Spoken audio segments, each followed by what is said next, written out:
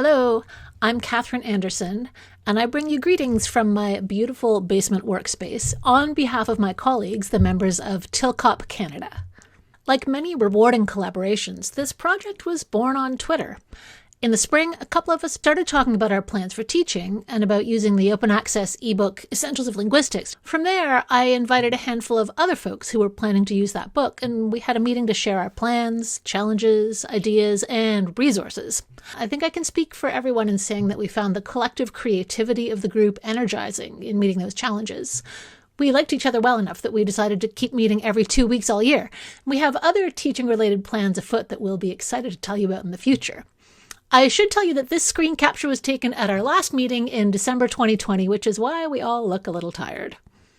With most Canadian universities shifting to remote teaching at the end of spring 2020, one of the challenges of that remote format is to make recorded materials that go beyond a simple narrated slide presentation. Although, of course, those are helpful too. We saw a chance here to engage students in the bigger picture of why linguists study what they do. For example, thinking about questions like what are the goals of each linguistic subfield, and what are the potential applications of linguistics outside the classroom and even outside the university. Beyond our goals in teaching the skills of linguistics, the members of TILCOP are also interested in the applications of linguistics in social justice, following on the work, for example, by Sanders et al. In 2020. As one way of addressing these goals, we created a podcast, Word to the Wise. This podcast is produced collectively and emphasizes those big picture questions and real life applications of the various linguistic subfields. First of all, we wanted our podcast to be diverse. We interview experts from different subfields, frameworks, and methodologies. In our syntax episode, I discussed the relationship of minimalism to other ways of doing syntax. But more importantly, we also aim to include diverse life experiences and perspectives. We plan to include more people of color, especially Indigenous scholars, in future episodes. And we have a forthcoming episode on sign language linguistics where I interview a deaf linguist, Dr. Erin Wilkinson. We value accessibility. Our sign language episode will be a video podcast with ASL interpretation. All of our episodes are available on all major podcast streaming services for free online, and there's a transcript of each episode posted on the website. Each episode is a two-way conversation, not a lecture, to be more engaging for students. The host of each episode plays naive to be more relatable to our target audience of introductory students, and we avoid technical jargon. We named the podcast Word to the Wise because our main goal is for students to gain a deeper understanding of why we do linguistics. This includes research applications within academia, of course, but we also highlight concrete applications to current social justice issues that likely impact students personally. Next, we would like to play you a clip about Ave in the courtroom from our semantics episode as an example. So a lot of people sort of hate on different dialects for being different and not making sense and things like that, which is actually kind of terrible.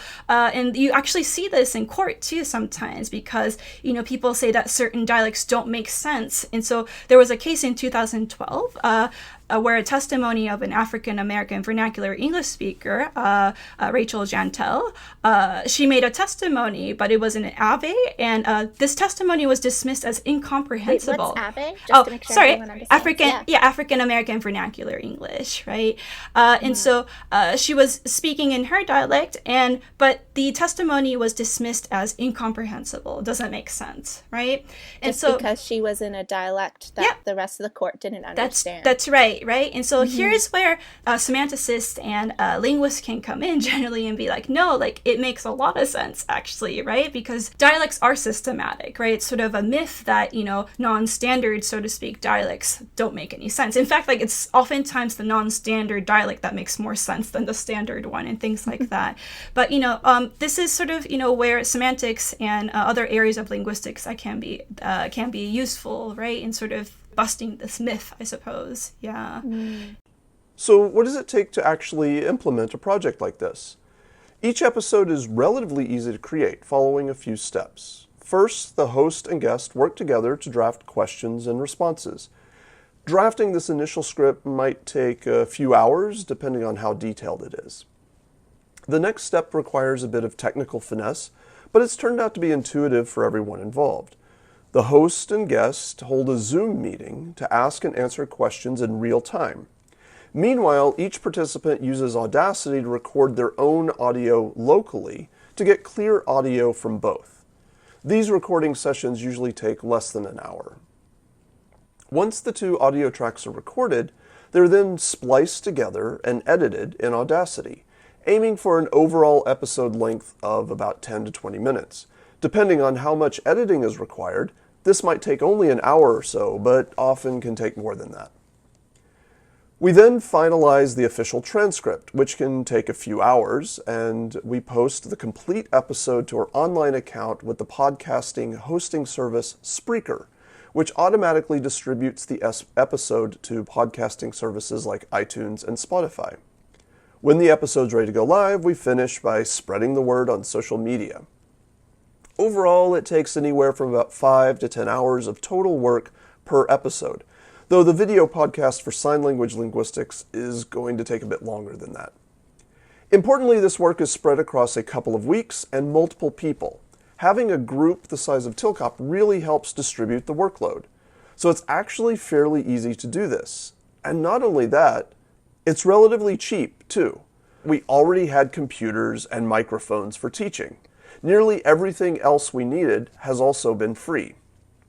Audacity is a free program, and our account on Spreaker is free for hosting less than 5 hours of audio. We're also using free access to Google Sites for hosting the main website with transcripts and show notes. For the musical theme in the intro and outro, we found a really fun piece called Alien Language by Poddington Bear with a Creative Commons Attribution non-commercial license. So all of our audio episodes have been completely free. However, we also wanted to do a special video episode for sign language linguistics, and this is where we encountered some costs. We hired Shara Yarobi for interpreting the episode, and she also generously offered her skills and software to help with the video editing.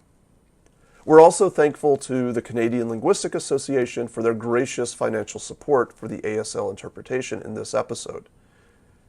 One of the benefits of working with a large group like Tilcop is the diversity of ideas and skills available to us. For example, Daniel designed our owl logo, cleverly using IPA symbols for the face, and then I used his design to create the full episode art with a stylized title inspired by his choices. By leveraging the talents and resources of our membership, we avoided having any significant costs. So this is certainly the kind of project that can be done on a minimal budget. And finally, we have some suggestions as to what you can do with our podcast in your classroom. So this can really range from completely supplementary to your class to completely a part of your own class. So for example, like you could just ask the students to listen to the podcast as extra resource. Hey, if you want more information, here it is. Or, it could be completely a part of your homework assignment, for example. So should you be interested in doing an assessment with our podcast episodes, here we have some concrete suggestions as to what kinds of questions you can ask. So here we've arranged the class activities by what level of cognitive ability each activity requires from the student. So going from left to right, the level of knowledge required increases. At the simplest level, right, you could ask students to listen to one or more of the podcast episodes and ask them to just recall the content and check that they actually understand what was being said, right? A more advanced activity would be to ask students to apply what they learned from the podcast to other situations. They could also analyze what was being said in the episodes as well, not just summarize it, right? And so in this apply and analyze domain, you could ask questions like, what further questions would you ask the expert in the podcast episode? So how does this episode relate to what we discussed in class? The third one right here. So in an upper level class, you could actually use the episodes of the podcast to teach something about presentation skills too, not just the content of linguistics here. So this question here, right? So what techniques are used by the experts in the episodes to make linguistics accessible? This actually asks the students to analyze what a good presentation skill is. And I think this is actually a valuable thing to teach as well. And finally, in the third box right here, evaluate and create. So these activities require students to internalize what they learned from the podcast episodes and evaluate these ideas and create something novel based off of it. For example, you could ask students to create final exam questions based on the podcast. You might also ask them to come up with additional podcast topics and ask them to justify why such an episode would be valuable. So I think the most creative approach here would be to actually ask the students to create a podcast episode. Alternatively, you could ask the students to sort of take the podcast episodes as inspiration and produce a creative project that summarizes why we do linguistics or a particular subfield of linguistics. So as one example, in one of my classes, I've asked students to create a poster that advertises linguistics. It's sort of like, what is linguistics? Why do we do it? And what are some practical applications of it is what they were supposed to sort of summarize in one poster. And specifically, I asked them to aim it at a general audience. So they had to make it accessible to a general public, which also is sort of a difficult task to sort of like simplify, but keep it also accurate. So this certainly is not an exhaustive list of what you can do with our podcast. And so if you have cool ideas for doing something with our podcast in your classroom, do let us know. Thanks for tuning in to Word to the Wise. It's been a hoot having you here.